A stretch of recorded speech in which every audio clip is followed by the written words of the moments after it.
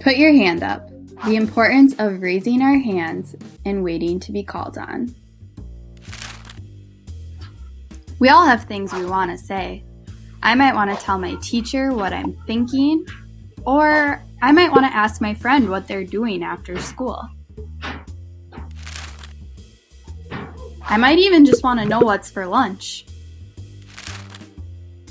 No matter what it is we have to say, when we're learning in our classroom, we need to raise our hands before we speak.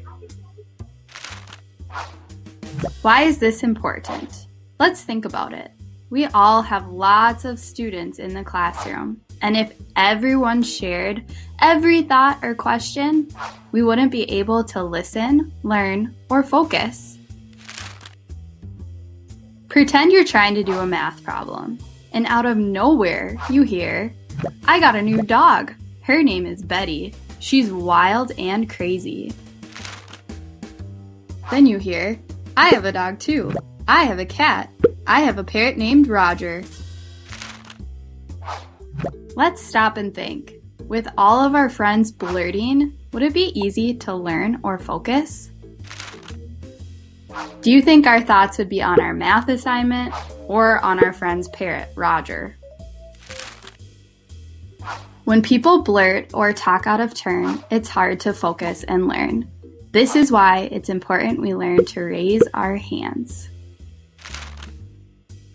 When we raise our hands, it's important to follow these steps.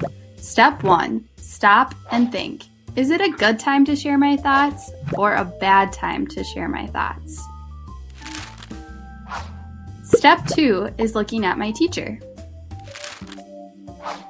Step 3 is raising my hand. Step 4 is waiting to be called on. This may seem easy enough, but sometimes it's hard to know when and when isn't a good time to share our thoughts.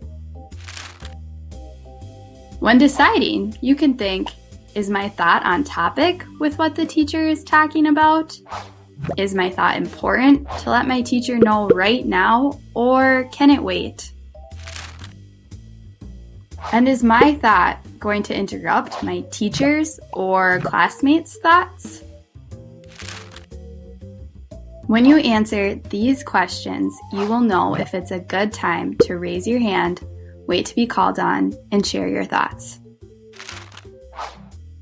Raising our hands and waiting to be called on makes us kind and respectful learners.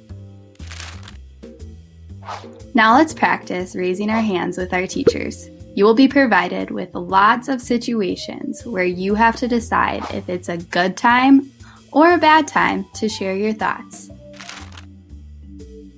Then you must look at your teacher, raise your hand, and wait to be called on. After you learn how to raise your hand, it will be time to show off your skills in the classroom. You are learning how to raise your hand and be a respectful and responsible student.